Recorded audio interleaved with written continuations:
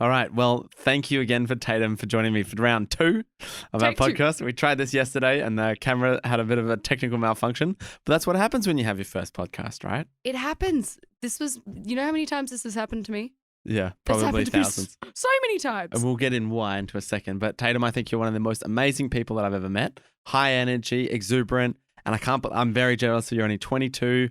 I think you're a general manager of Australia's largest youth platform. And you're also running, you've just written an ebook, I hear. Yes. And you've started a training course and you're doing these things. And then we didn't even get into NFTs last time we could talk about that. We didn't. There's a lot that we didn't. So much to talk about. You've got so much going on at such a young age. You make me very jealous. So welcome. Thank you for round 2 and coming back on my show.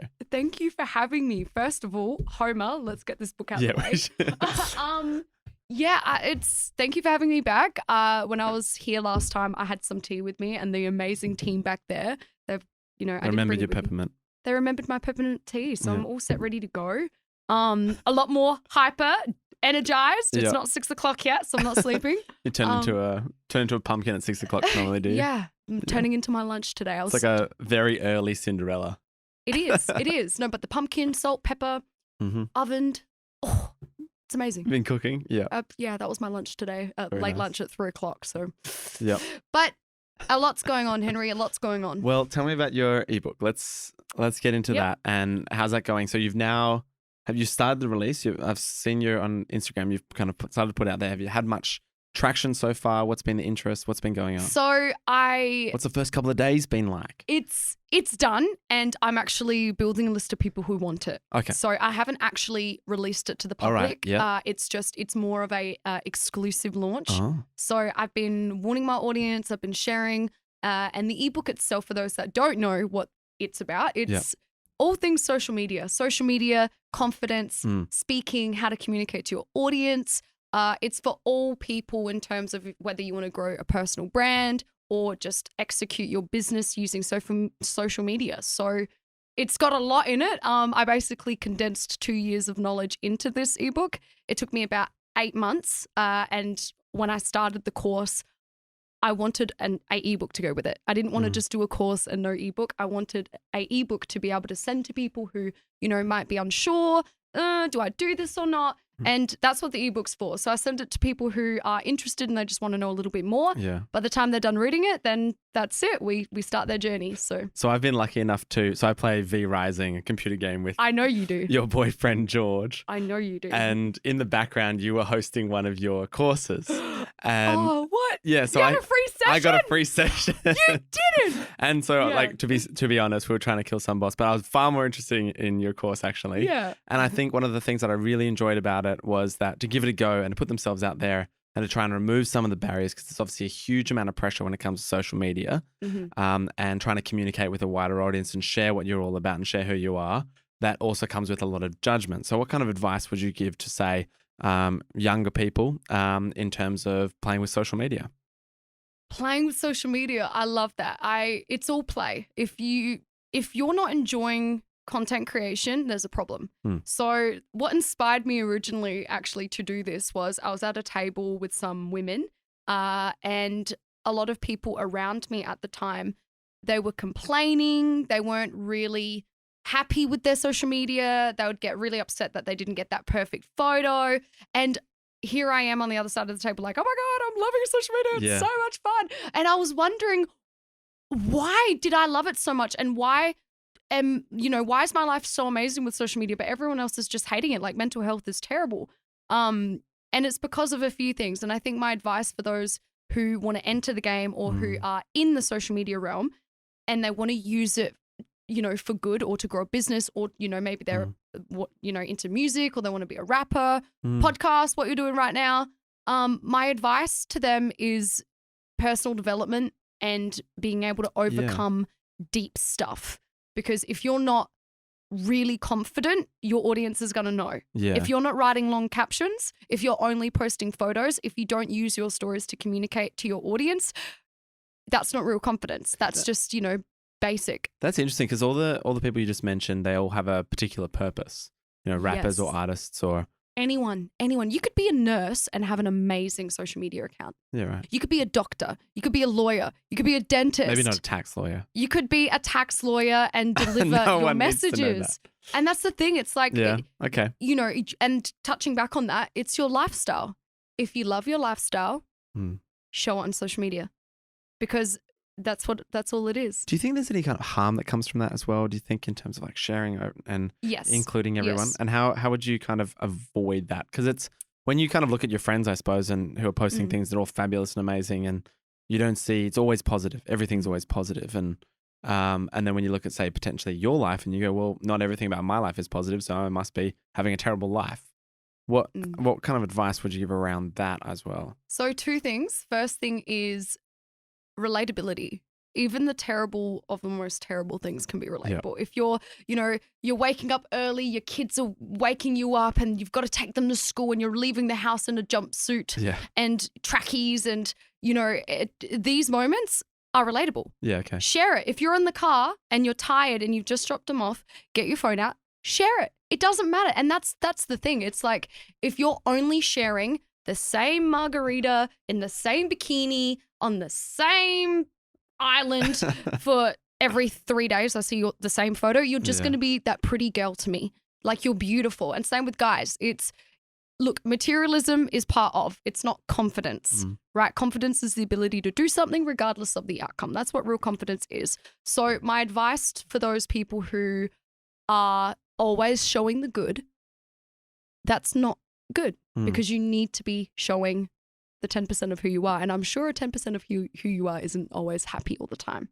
The 90% of who you are? The 90%. So if you're focusing on the 90% of what you're not going to get stuff done. Yep. So the pressure. So you mentioned, how do you go about your life but not letting it impact you, whether you're at an event and everyone's got their phones out and, they're not really being present. With me, I have a schedule. Because I've seen you take the same shot 20 times in a row. Yes, it happens. Yeah.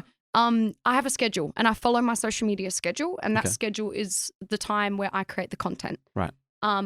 But I'm at a point now where I'm really good at balancing. When you're first starting, you've got to learn what works best for you.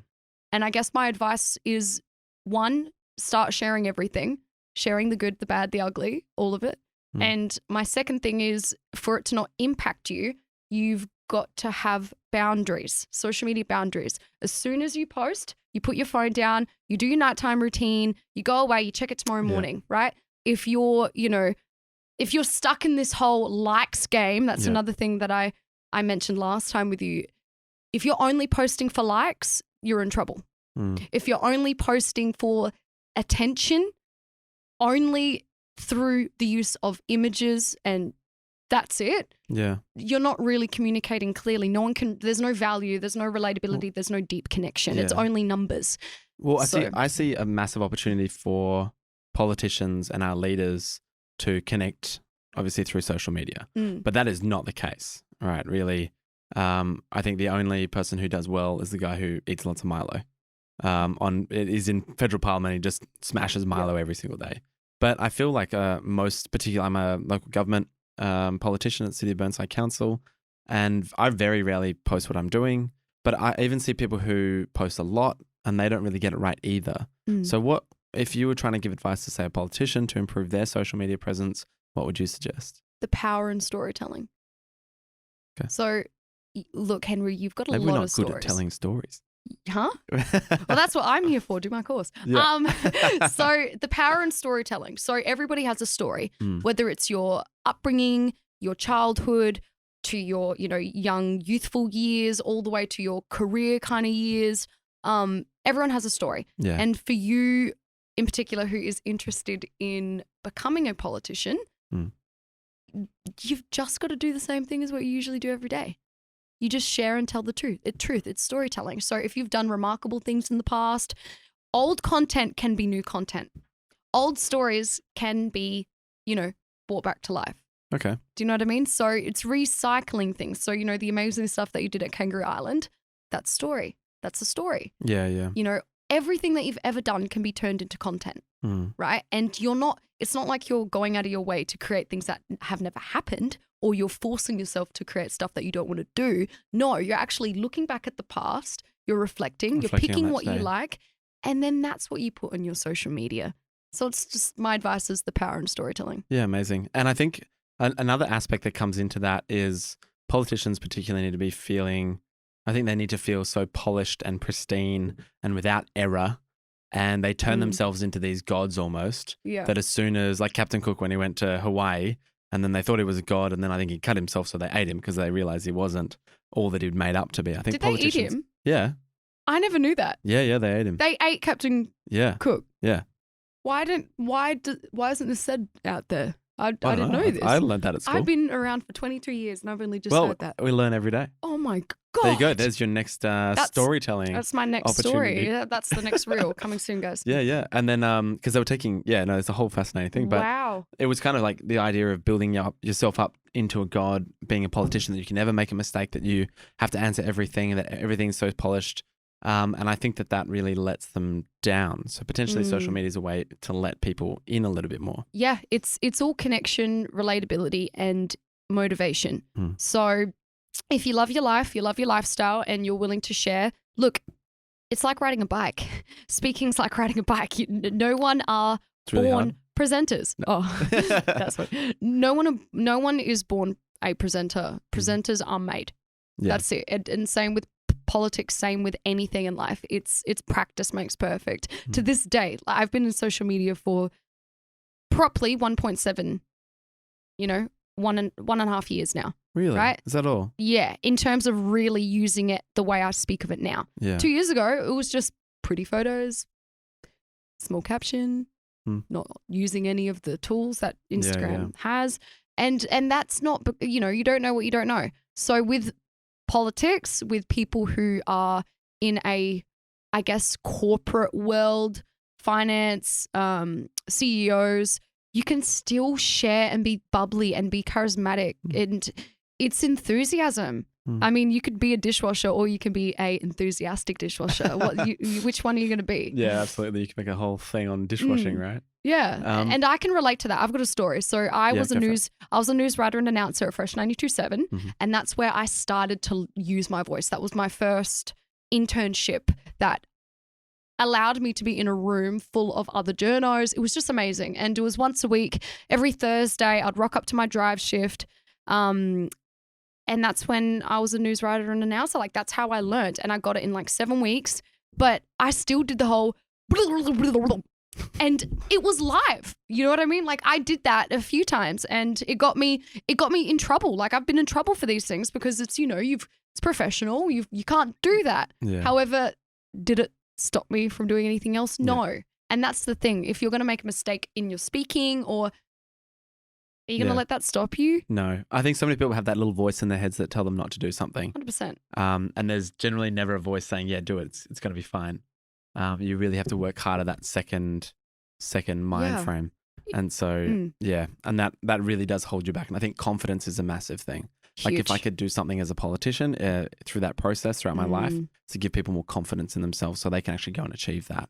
Definitely. And I definitely see that in Adelaide with small businesses. Yes. Where I'm a tax lawyer for a lot of small businesses, and they have massive global potential. And a lot of them say, well, I just want to sell it now that I've got to $2 million worth of turnover every year. I'm like, this could be $100 million worth of turnover every year. This could be a huge company. And they're like, no, I'm done. I don't want to take that to the next level. I want to take that next step. I'm comfortable in doing what I'm doing. And it's something I really love about you is it's always, it seems to always be escalating, always next step. And I think that's really, really inspiring. It's well, thank you. But the polarity of that is, it got to a point that I turned all of my hobbies into businesses. Yeah. I turned everything I love into a business. And that hit me a week ago. And I was like, damn, everything that I was passionate about, whether it be social media presenting, editing, or, just talking with people, supporting businesses, it all became, business. And that is as good as that is, I can pay myself like a salary. I can survive. I can pay my bills. Getting paid doing what you love. That's it. That's the tick. Everybody wants that. And I'm at that point, but I was, damn, what am I going to do now? Because everything I do is work. Yeah. Where is that time off? Where is that escape? And I found gym being a good escape route in terms of, going to the gym. I can't turn that into a business. So I don't know, stay tuned. But do you know what I mean though? It got to a point You probably have Taydam's workout routine coming up soon. I'm going to get it like Kayla, like fitness Kayla. No, she's amazing. A person I look up to. But the polarity is I know a lot of successful people who are super successful, very wealthy, and they're doing what they love. However, if you make work a priority, that's it. You lost. You've lost. It doesn't matter how much you're making a year. It doesn't matter how much of anything's going on, because if you're not taking care of that open mindset, that, one with the universe, I don't know what you want to call it, openness. Because so you think a lot differently than most people that I've ever met. So do I? Yeah. Oh, no. So to be 20, God. Do I leave? No, to be 22 and realize everything what you're saying. It's where did that come from? Is that just something you became a parent, or you kind of saw it? Those Hallmark cards where it says, be the best person you can be. You're like, person. Okay, I'm gonna do that. I can do that. I saw a bumper sticker and my life changed. Okay, that's what happened. I don't know. You know what I mean? And then you actually implemented it, because some of that wisdom is so important. So it's fundamental, but so many people miss it as well. Being yourself is hard, and it's a hard life to pick. So what I mean by that is, a lot of people who work more within their subconscious reality, they don't tend to hold themselves accountable. It's a very self-serving kind of lifestyle. And it's not that anything's good, bad, wrong, it's more of, it's just facts. It's just, okay, this person prefers this. They prefer working by themselves. And it's simple things. So if something is holding you back, and something like a pattern, right? Everything's like patterns. If something's consistently going on with you, whether it's, you're having troubles with saving money, or your car's always breaking down, when something's always happening to you, well, if you allow things like... I've got a friend like that. It's there just you go. All the time. Okay, There's always something going wrong. Pick me up. It's 5 a.m. Help. Their car broke down, or their there you go. boyfriend's being mean or something, If something like that is happening all the time, in various different shapes and forms, it's going to leak into all aspects of your life. Yeah. So even if it's, you've left the oven on once and you keep doing that, eventually you're going to leave something else. It's patterns. So for me, growing up, I was really curious, and I was aware of patterns and things going on. I had a very different upbringing compared to most people. My parents were very, very young when they had me. And I had 3 little brothers. So I became a mum and a dad technically when I was 5. Yeah. So I had to grow up very quickly. So I didn't get to live a long childhood of, just climbing trees and doing things. I did do all of those things, but my childhood was cut short. So I had to learn discipline, responsibility. I had to learn all of these things at a very, very young age, which meant as soon as I moved to the east side and I'm around all these different amazing young kids, their problems weren't problems to me. So I just had an eye for problems, and what I mean by that is what you consider to be a problem might not be a problem for me. Yeah. So it's a little bit of, I don't know. You're doing mentoring now. Yes. Well. You're doing a bit of teaching. Yes, my course mentoring students. I've had 10, 20, 30. I've had 30 students so far this year. Really? 30 students in total. So wow. I did my course, I was testing it on 10 students before I actually started getting paid for it. Yeah. And then my next 10 students, I've started, earning money. Yep. And now it's just scaling that up, and I've made a profit this time around, which is exciting. That's always good to be solvent. Yeah. It just, even if it's $1 above, or if it's 50, or if it's thousands, it's tiny little goals and ambitions. And like when I started my business a year ago, I was terrified because it's that concept of, am I good enough? Are people going to buy from me? Are people going to want to, subscribe to it? And I had a I don't feel that way. Really? I had a guardian angel who was like, Henry, you can do it. I was like, all right, I can do it. Well, and that's awesome. I don't get scared of business stuff. Yeah, right. I'm never scared of You're business. Off. Yeah. But what I was scared of, it's funny because I learned this by becoming a presenter. Yeah. I became a social media presenter by accident when I joined the Adelaide set. So I started running the radio show, and then after that, George chucked me in front of the camera. I was working for this little burger business down at Glenelg, and it was amazing. It was, intro, running around, interviewed the owner, trying some burgers and call to action outro at the end. And at the time that video got 4,000 views. So for me, the hardest thing I've ever had to do was actually love myself in front of the camera. That was my biggest challenge. So it's very funny because when you are in front of the camera, and this is why I love it so much, it's such a unique dance because it's you. You've got to forget about everything around you. If people are walking past, if you've stuffed up, you got to do it again. Don't worry about the way you look, touching your hair. That was hard. So your whole experience just then with business of the emotions of going through it, like, can I do this? Can I not do this? Well, I learned all of those skills by being in front of the camera. Yeah. And that's why I think camera skills in front of it, behind it are so important. I think so, yeah, because I've also shot my own little promo video for I know, on my balcony. On your balcony. George's like, time to be quiet. I'm like walking in, can I just cook and wash my dishes? No, we're still going. I'm like, okay. No, it was good. Look, you've got to start somewhere. That was tough. Like, I have a lot of brand newfound respect for people who can just talk to camera because George was like, do it again, do it again, do it again. I was like, this is tough. Because there's one thing to say something, but there's another to say it, mean it, and your body says it and too. Then after the 10th time as well. Because did you know body language is 90% of your speech? Oh, really? No, honestly. If you can speak, right? You've got your voice, nice, you can speak. But if I sat here the whole time just speaking to you like this, are you going to get There's so much more you can communicate, especially with video, right? Yeah. I mean, it's harder on a podcast because you don't get all the actions. Hello. I mean, we've got cameras here, but yeah, I know. Hey guys, amazing team. I actually started presenting when I was in year 6, so I had my own radio program called Melly Mellow. Melly Mellow. No, Melly Mellow. Melly Mellow. Melly Mellow. Melly Mellow. It's French, isn't it? Yeah. Of course it was. Which was a French kind of conversation program, and I used to run it. Bonjour, je m'appelle Henri. Tu français? Ça va bien, et toi? That's not the question I asked. Oh, sorry. Bon chocolat. Which I think it was. I think so. But, I don't know. Yeah, but so I used to do this, host this radio show, and I'm like, bonjour et bienvenue à Melly Mello aujourd'hui. And I'd have different guests, like the students would come in. That's hilarious. And I started off doing it myself, and then the guy who has owned the studio had to go away on holidays. So they were going to cancel it, and I was like, well, I think I can figure out the buttons. So I came in, did all the buttons, and just kind of took over for about a year and a half, and then ran this program, and it was great. I loved it. Yeah, I did the same thing actually when I joined the Adelaide set. My first podcast, it was a video podcast, meaning there'd be a camera, 2 chairs, only one angle landscape, just filming. Because when I was navigating the Adelaide set radio show, which is now What's Your Voyage, that's where I gained confidence to actually talk to people because, I was around politicians. I was around people, like Alex Hyde or, all these different people in Adelaide.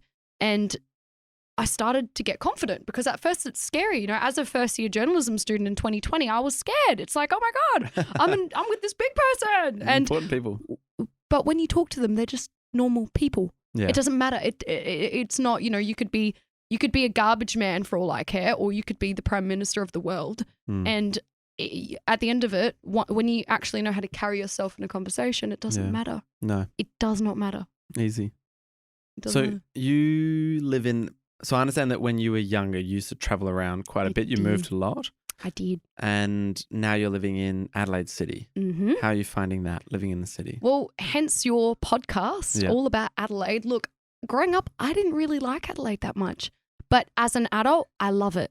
Okay. It's so interesting. What didn't you like about it? Well, touching on moving around a lot, as a kid, it does suck. However, it really, like looking back at it now, it's great because it taught me how to let go of people and, make friends and all that kind of stuff.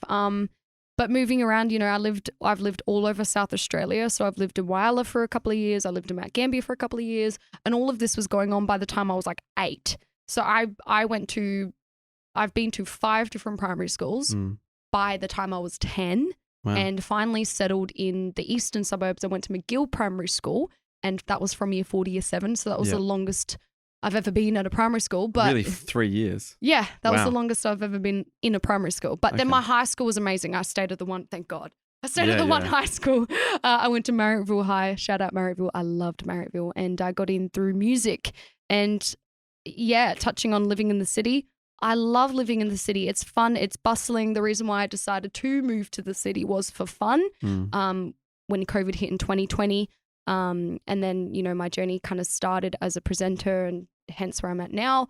Living in the city, it's a grind. It's fun. Chinatown on my doorstep. Yeah, you're right next to it.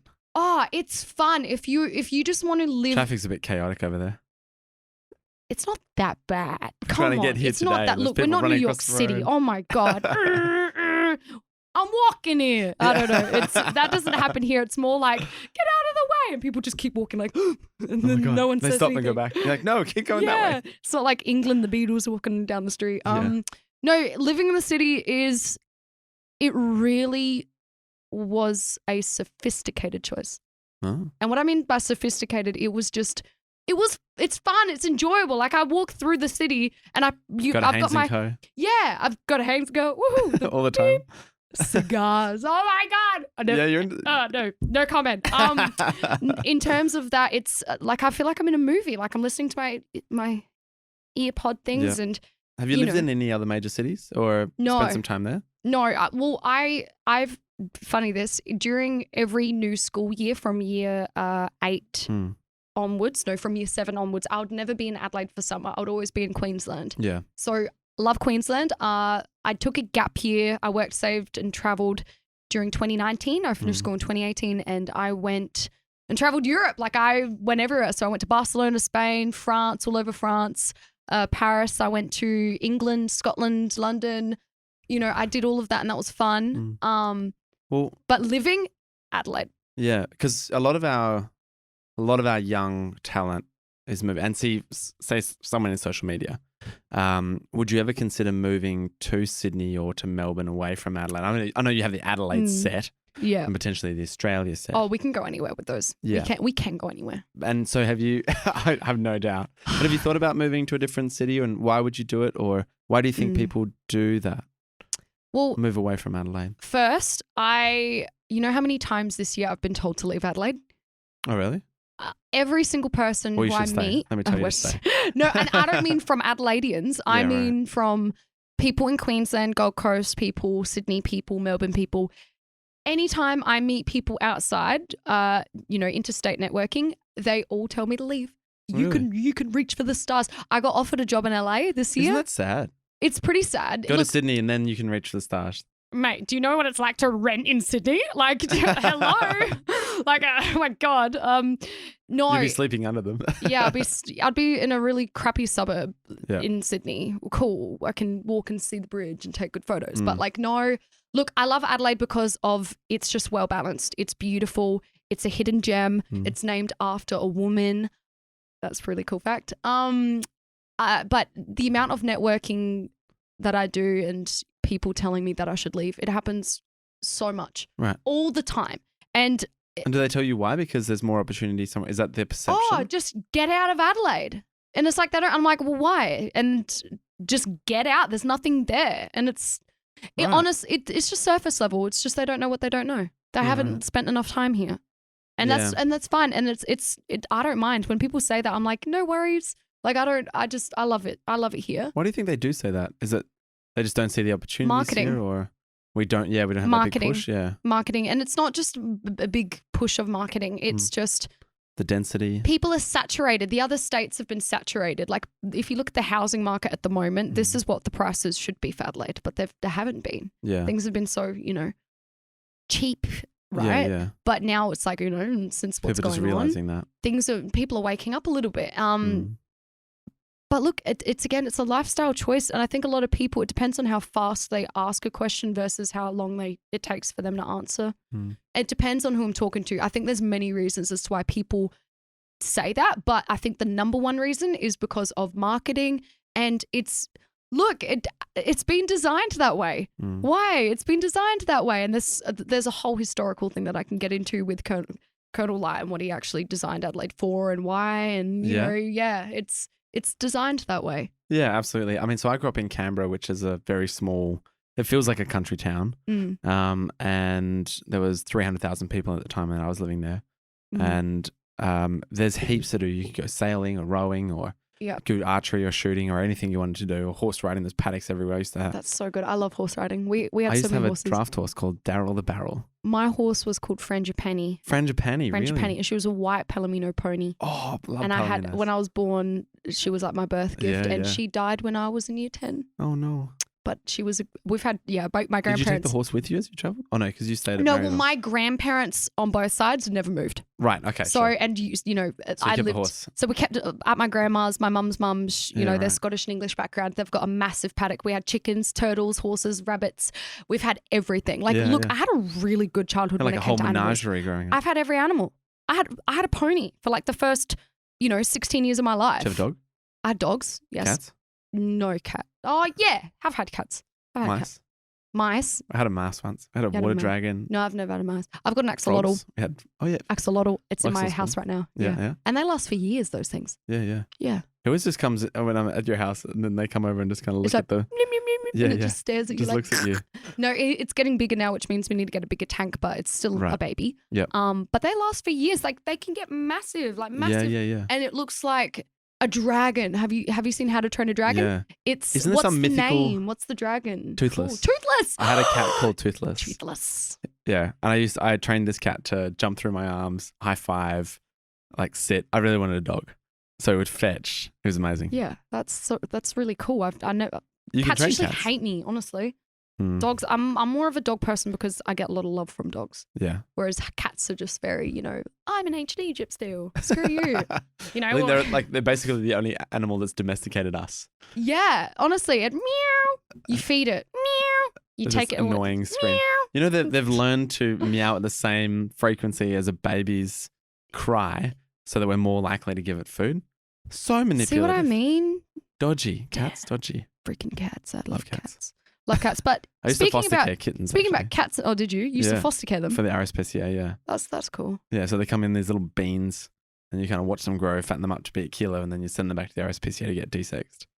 And so we'd have or I remember spending 3 days straight in a bathroom with one cat that was feral, and I was trying to acclimatize it to humans again. So just trying to tease it out, just playing classical music because we kind of zone out a little bit, and then trying to get it used to humans so that we can find a new home for it. Are you more of a Mozart or Beethoven? Oh, Mozart, I guess. I'm more. But Beethoven. I actually like who did the Four Seasons. My favorite piece is there's a piece called Storm. Oh, that's Beethoven. No, it's by. Isn't it? No. I love Beethoven. Why do you like which piece do you love about Beethoven? Didn't he write Twinkle Twinkle Little Stars? I liked when he went. Oh no, I'm not going to say what I was about to say. I like when he was blind and he made this amazing piece, but when he lost his sight, I think he made his best music, to be honest. Yeah, right. Because he made symphonies. Yeah. You know what I mean? I like the symphony stuff that he did. However, very tragic upbringing, very tragic story, actually. Right. There's a lot. There's a lot I can get into about that. But the question I do have for you is the building. Oh yeah. Can you talk about that? Well, so kind of when I'm talking about people leaving Adelaide, and that's why I was asking those questions. Really, is that I do feel that South Australians have potentially a bit of an imposter syndrome in terms of their ability and as a state for us to thrive. And I think we definitely saw that through when Stephen Marshall was proposing that we get the premiership here for the AFL. And everyone thought, well, that would be nice, but I don't think we'd ever get it. It would be amazing. Yeah. And I don't think anyone really believed. Did the Gold Coast get it? Yeah, they did. As if the Gold Coast got that and Adelaide didn't. I know. I was so pissed off about that. Yeah. But I don't think anyone really believed in their heart of hearts that we would get it. Where's the patriot in us? Patriotism, yeah. Why is love for one's country such a burden? Yeah. And so that's one of the things that I wanted. And, and I think it really starts with that kind of visitor experience. So somebody comes to Adelaide, if a friend comes to you and says, hey, Taydam, what should I do in Adelaide? And you go, well, actually, why don't you leave and go to Harndorf or McLaren Vale or Barossa? And there's so much else to go and do, like leave Adelaide. No, it's true. And leave Adelaide was still in South Australia, but that's the thing. Like whether it's Port Lincoln, shark cage diving, or that's the thing. I think Adelaide needs to wake up and go, you know what? We have a big state here. And that should be enough to go, you know what? We can do more. Yeah, absolutely. Do you know what I mean? And I think we should also celebrate. We've got like right in the heart of the city. Like we've got everything from cute pandas to a space agency. Yeah. And that Very North space Terrace strip is amazing with the Fringe and all the excitement that's coming with eateries. that. Illuminate Adelaide. Art galleries, museums. Yeah. Even it's looking at the massive. Cheese Grater Hospital, you can get some bomb photos there. Really? There Yeah, go. you could. Yeah. Well, and I feel like we don't really have anything that brings that together as a space. And creativity. That's the key to all of this mess. This is the reason for the building. So we have, I think, such a great history. So the idea behind the building is to showcase our history, have our first skyscraper as a city, which I think will... Dun, dun, dun. Sorry, I had to do that. Yeah, You're almost more excited about it than I am. Well, you know the famous laugh in Star Wars, the ow. Yeah. Yeah, it's like that. It's like, oh my God. Yeah. Yeah, I'm they could probably put that on there, actually, that famous laugh. Definitely. But no, skyscraper. And then putting a public viewing platform at the top. So, and we're going to call it the Keystone Building. And so the idea is that you come to the History Museum, stay at the hotel, go to the public viewing platform, and that will bring all of those kind of amazing things together in Adelaide. What does the levels of the building look like? If you had to tell me it like level by level. Yeah, so we're looking at creating this very large open space on the ground floor. And it's kind of this big wow moment. It'll be a very, very expensive room for its size and its grandeur. And that will become the lobby area, I suppose. Like for modern it'll be modern, like modern. fixed into heritage. Yep. So it'll be there's a heritage modern component, and there's this big great hall in the front, and then you kind of go through this small dark alleyway type section, and then it goes boom, and it opens up again. That's the idea. This kind of double bang kind of moment, I suppose, on each different hole, and be this huge opening of history and then of heritage, and then a modern opening as well. Wow. And so that will then be recreated, and then there'll be 8,000 square meters of history museum. So the first 4 floors will be history museum, then a 250 key hotel with a sky lobby, and then 2 floors of premium commercial, and of course a public viewing platform, which will turn into, hopefully I want to turn into a club, but whenever I say that, my consultant just doesn't say anything back to me. She doesn't say anything. So it's got to be a place to celebrate the whole building. Yeah. Like imagine going through it for the first time and then ending it on a party. Yeah. That's it. So I want to be able to abseil on the side of it. Yeah. Kind of play you want it to attract youths. Yeah. You want it to attract families. Oh, you not want the it to youths. attract. Yeah. We can't have any youths hanging around, Taylor. The youths. The youth. The youth. No, We're trying to create that open air East End Cellars because I love that place. Okay, I so you love want how people with open it money. is. All right, I get it. Yeah. The fancy ones. You can come. But no, you want it to attract a big demographic. Yeah, absolutely. And that's why I think having that on the top would Make it be... South Australia's building. Yeah, that's because you see that in Sydney. It's going to look like an obelisk, is it not? Yes. Yeah. So, did I say that right? Obelisk? Obelisk. Or like a pillar. Yeah. A pillar. Yeah. Obelisk. So it's a very tall, pointy top thing. Yeah. Yeah. Big glass box, really. Wow. But it looks cool. I think I love the simplicity of it. Yeah. And the idea that it disappears. And at the moment we're playing with light. So if you've seen the new Sky City Casino, and it's got that kind of, I wasn't sold because previously it was just flat walls. And then the architects have proposed, well, let's put some angles on the panels, and as you walk around it, it will change, and you'll be able to see the kind of these stripes go up. And the idea is that it'll start off as quite a strong angle and then disappear to nothing at the top, so that it almost looks like it becomes infinite and disappears into the sky. And so we're playing around with that at the moment. I've actually got a board meeting tonight to discuss the new facade design. Of course you do. I've got a board meeting tonight. As I jumped in the car, my mum was holding a Yeah, I was jumping in. I was like, "Hi, how are you? It's nice to meet you, Henry's I'm in the middle of a meeting." And then people were talking on this little iPad, and we're like, "Oh, sorry." Shh. And then Henry was like, "See you later, bye." I couldn't go to my podcast. Well, that's incredible. Look, that project itself is amazing. Yeah, and I want to change the conversation, change the vision of what Adelaide, how Sydney sees it. Because you go to Sydney and they've got all these monuments, and the Sydney side is, I think they're so proud of the Opera House, they're proud of the bridge. Yeah. They're proud of all these their things, messages. Yeah. And Adelaide has so many messages, and the good thing about your building is that it's all about the message and how many messages your building can deliver. Yeah. And history, the fact that the museum's in there and it's touching on not just one particular narrative, it's going to show all stories. Yeah. And I think that's what Adelaide needs. I think Adelaide needs to be inspired. Adelaide needs to be, Adelaide just needs to be shook, woken up. Like, I don't know. Like, people need to be like loving, like the whole patriot thing. I think That's really cool. That's a really cool bit project. more of a buzz, I suppose, and really push that. And so one of the ideas that we talked about last time, which I'd love you to go through again, because I love this idea, and there's just so many applications for it, is having a, what would it be? Like a melting pot of creativity or like a pressure cooker. Getting photographers and models together. Oh, yeah, the idea, yeah. I love that. And that's creativity, right? Go through Anything it. can be creative. Explain it. So what were you talking about? So I had an idea, and I guess one of my ideas of many ideas, but creativity. What is creativity? Creativity is for you to express yourself, to dive into a whole new realm and create some stuff. This and this together makes this. Creativity. It can be anything, whether you're filming, editing, you're singing, you're creating art. Creativity can be anything as long as you enjoy it, right?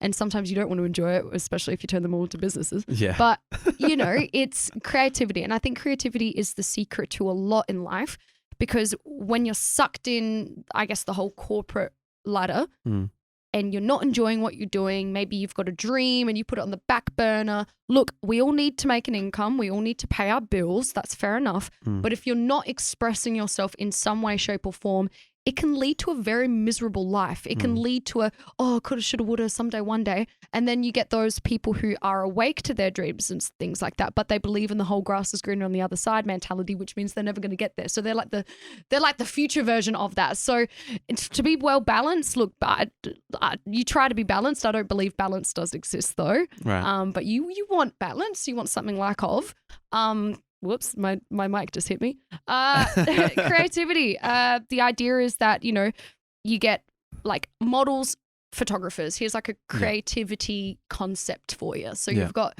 models and photographers, completely different realms. However, they coexist and they work together. I don't know if you've ever been to a photo shoot before, or if you've been to, no one wants to take photos of me.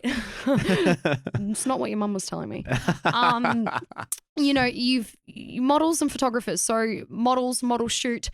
A lot of the time, like growing up, because I was a model myself since the age of 14, a lot of photo shoots, I noticed that the photographers were treated in a different way compared to the models. Right. And then you've got some cases of now, I'm in production now. I'm a producer for a production company. Now, sometimes situations, the level of respect for actors and things like that. So models, photographers, two different things. But through creativity, you can teach them how they can coexist and actually work together.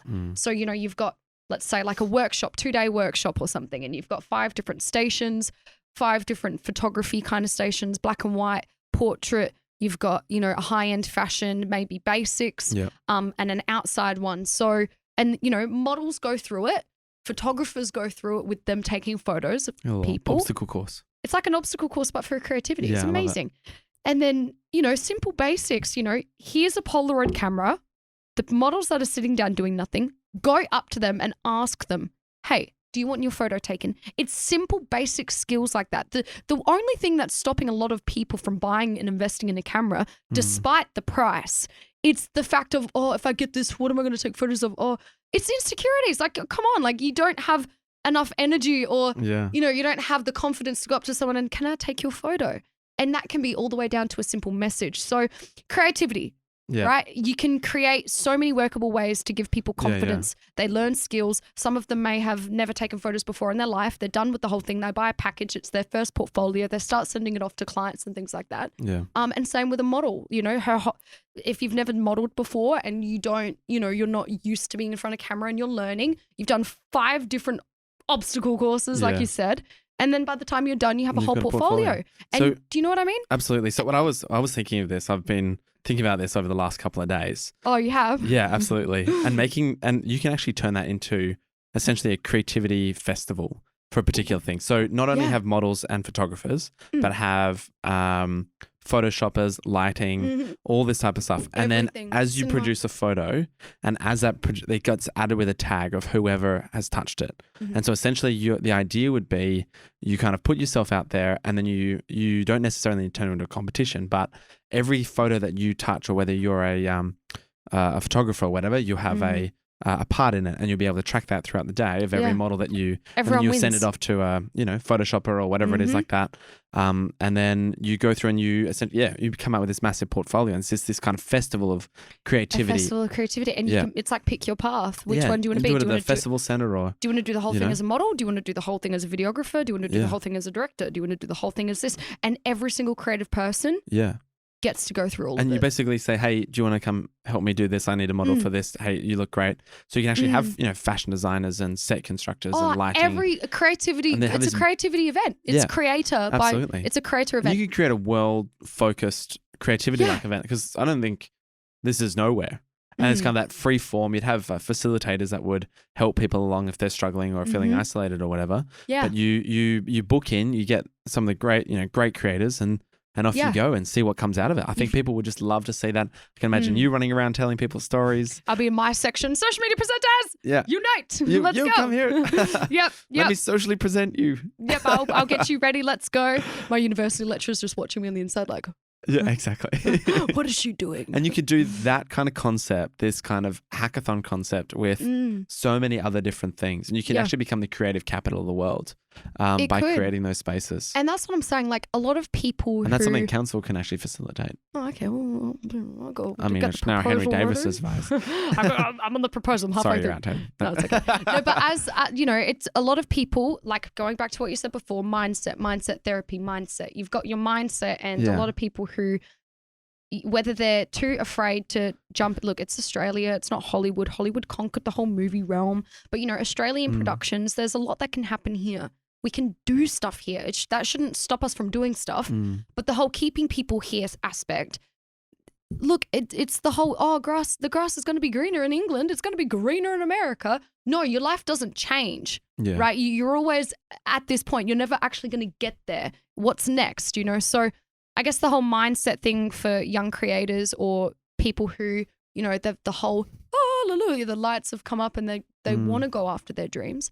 They can do it here. Look, I've only got like 7. The Hilltop Hoods. Yeah, Hilltop Hoods. There you go. Classic example. I love their little line. They sing about Adelaide, and they talk about the city stuck in time, which I think is a little bit of a shame. But also, that's what makes it great as well. But it does. It's a double-edged sword. Yeah, it really is. But some of those festivals, like the not the Fire Festival, that was a complete disaster.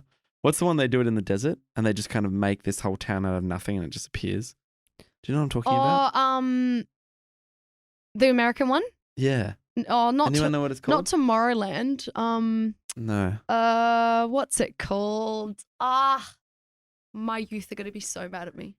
Burning Man. Burning Man. That's the one. Burning Man. Yeah, and so it's kind of, you could actually have, it's not like that intensity for a short period, and then people leave, so they come and go, and so you can preserve the feel of Adelaide without that overdevelopment. But you can have these festivals, absolutely like the Fringe. Yeah. Where you have this creative concentration for a little while, and then they disappear and they flee. And I think I really like that about the Tour Down Under. You have that kind of sporting culture that comes in for a little period of time. You get this bit of a buzz, and then it leaves again. Definitely. And so you preserve that kind of town that's stuck in time, and but have that creative expression at the same time. It's creativity. Anything in life, when you've got when you're hitting your head against the wall, it's like, what am I going to do next? Creativity. Like Look, 2 years ago, I would not tell you this would be my life. I had no idea this. Doing podcasts with Henry Davis. Doing a podcast. Aren't you lucky? No. So lucky. But look, I've only got 7,000 followers on Instagram. That's nothing. Yeah. In total, out of all my following, I've got about 9,000. No, I've got about 10,000 on all platforms. All my platforms combined, right? But maybe even 11. But 7,000. Look, like some stuff I post doesn't do that well. And what I mean by doesn't do that well, it's just we're testing. It's content. You post it out there, it's done, right? Some things I post does amazing, reaches thousands. Because the algorithm really takes care of it for you, don't they? The algorithm, many things. Look, good content gets rewarded, but the message that I'm trying to say is, like, if I can get paid doing what I love now, so can you. It's not about the followers. It's not about the likes game. It's not about having hundreds and thousands and a blue tick. It's actually got nothing to do with that. It's good content gets rewarded. And if you're doing what you love and you're enjoying the process of it, that's enough. And you've got to balance that. And that's the thing. A lot of people are afraid of that, being, oh, it's Adelaide, I can't do this here. And, it's the whole focusing on the 90% of who you're not, right? Yeah. Well, for you to overcome that, you need to understand what makes you a relatable person. Writing and creating a relatability list, asking people around you what they find relatable about you. And then you can start looking at the 10% of who you are. You can start talking about everything workable and unworkable in your life, and you can get started. Be consistent, grind. It took me 7 months before I could actually go, you know what? I like my presenting skills now. It took me 7 months. It used to take me half an hour to do a simple introduction going, hey guys, it's Taydam here. I'm It used to take me half an hour sometimes. Yeah. And things take time. Presenters aren't born, they are made. And this is with anything, Feeling especially comfortable with with yourself creativity. is not so easy. No. But even when you're... And even I'm fairly confident. And then doing the video, looking back, I hate this, I hate that. It depends on what side you're on, because if I'm super, super, super confident, I'm going to have a big ego, aren't I? My ego is going to get, I've got to watch my ego a bit because I've been too fly, everything's gone off the cuff and every video has been amazing. Yeah. I've got to be careful with that, because if that is what's going on, it is what it is. However, I've got to go back to earth going, no. Well, ego is a massive vulnerability as well. Massive. And vice versa. It's the same when things have been unworkable and you keep stuffing up and then you're hating yourself and you're like, oh, well, I'm shit, I'm this, and all the thoughts start rushing in again. You're not focusing on the 10%. Something I do well is I'm okay with a degree of mistakes, if that makes sense. And not that you just leave them go. You need to fix them. Wait for my post tonight. I'm actually posting one of my best reels I've ever made tonight, and it's highlighting that, but it's to do with the ebook, which is pretty exciting. Yeah. But yeah. Well, so last time I asked you what you're doing next, and it seems like you're taking a little bit of time to reflect and consider what you've achieved over the last year and a half. Well, it's very interesting because you're into the whole political realm. I'm learning a lot from 1920s plus England on how they used to do stuff there. Yeah. And I've just taken a big interest in that in the last 3 days, actually. But Winston Churchill, and, touching on what a lot of political leaders did and how they overcame certain things as political figures. Well, for me, I'm living my life by two things at the moment. And one of them is a lot of reflection, and another one is strategy. Yeah. So I am like, if you never knew me before and you can understand what I'm talking about, without me mentioning this, you're going to go, okay, she's a reflection person. She does a lot of reflecting. And the next thing is she's got a lot of strategies going on. So I'm all about long term, not short term. Yeah. So for me, I've got a production company now, which is doing amazing, creating corporate videos to music videos to landing our first ever documentary soccer series. Yeah, it's amazing. And we're about 8 months in production with that. It's huge. Should be done by January 2023 next year. Yeah. It's crazy. And then the Adelaide set as well, that started my journey, my life, the family. And now my course and my ebook to teach others that, what, you can do this at home as well. So what is next? It is reflection, and it is just enjoying what's around at the moment, and just taking a look at all the little holes around and what can be, shifted a bit differently, a bit more workable.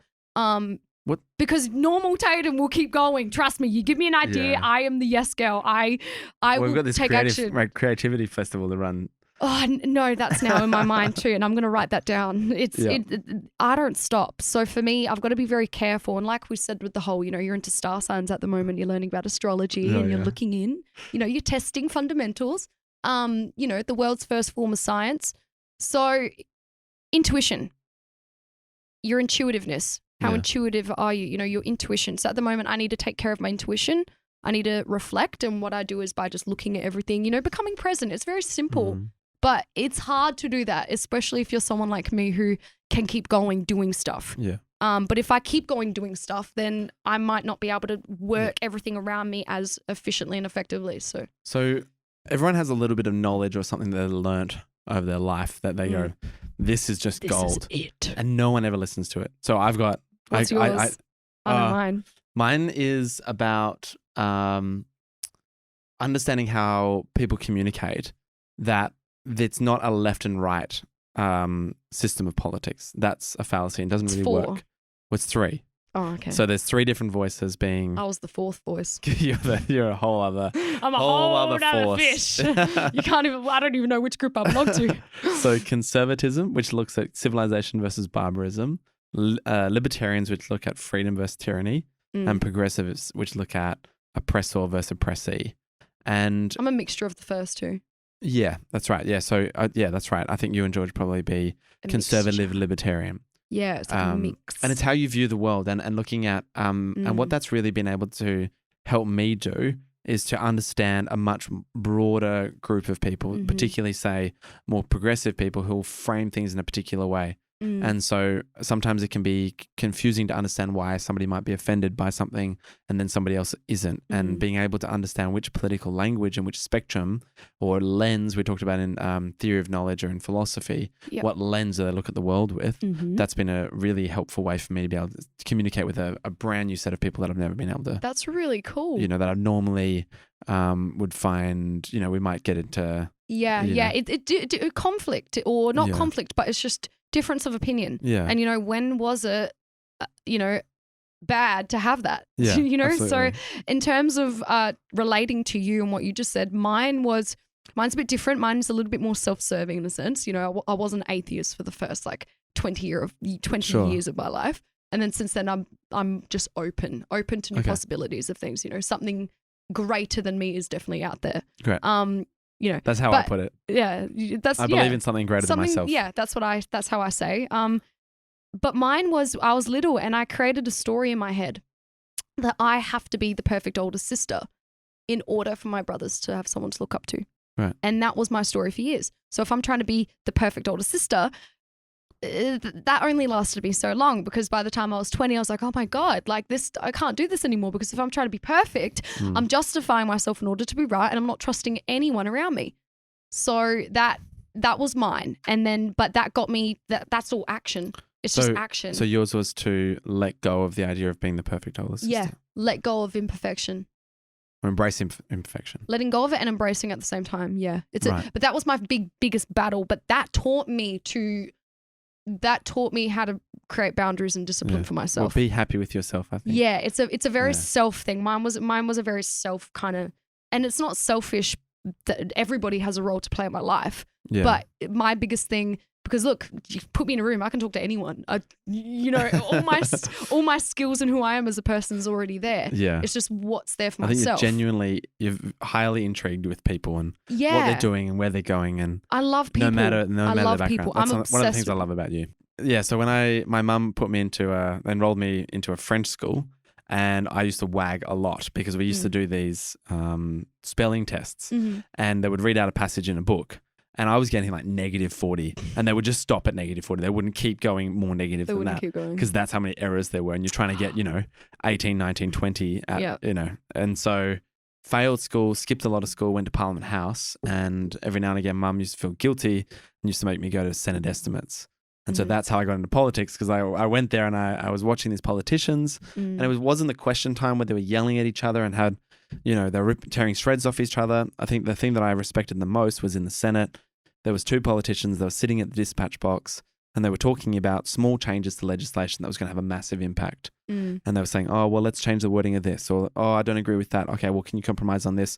Yeah, I think that's actually a really good amendment. Thank you. And it was the two political parties working through legislation, trying to deliver a best outcome for Australians. And that's the real work of politics, is all the kind of details and the boring part, not the part in the question time when they were yelling at each other. That's the part that gets publicized. And, and that's the part that I think people find interesting. It's such a shame. The interesting and intriguing part is those little moments, those boring things that make all the difference.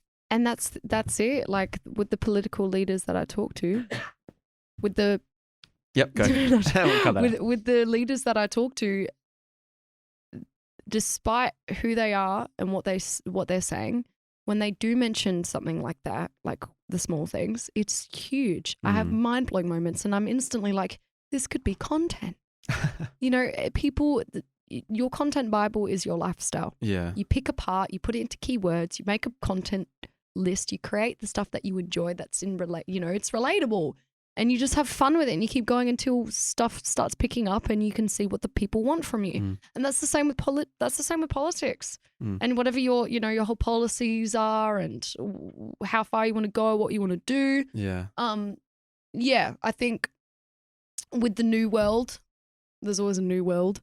There's a lot of old things can become new as well. Sure.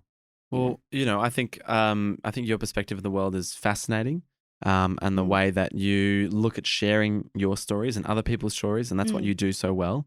You're constantly on the hunt for, whether it's a cafe or a burger joint story and telling that to the world and demonstrating their best side and I suppose their ambition. And I consider you incredibly inspiring at such a young age of 22 to have how many businesses you've got going, general manager of Australia's largest youth platform, and bright and bubbly person. So I wish you all the best. And I just want to thank you so much for coming on my show. And I've loved having you for a second time. So second time. It's been a pleasure. I called you up and I said, Taydam, good news. I'm like, we have to do it again. I'm like, okay, I'm ready. No, look, I'm in this business. Okay. I get it. I totally get it. No, so but no, thank you guys for having me. It's been a pleasure. Thank you so much to the remarkable team back there. And I'm looking forward to be back again. yeah, thanks very much. Thank you.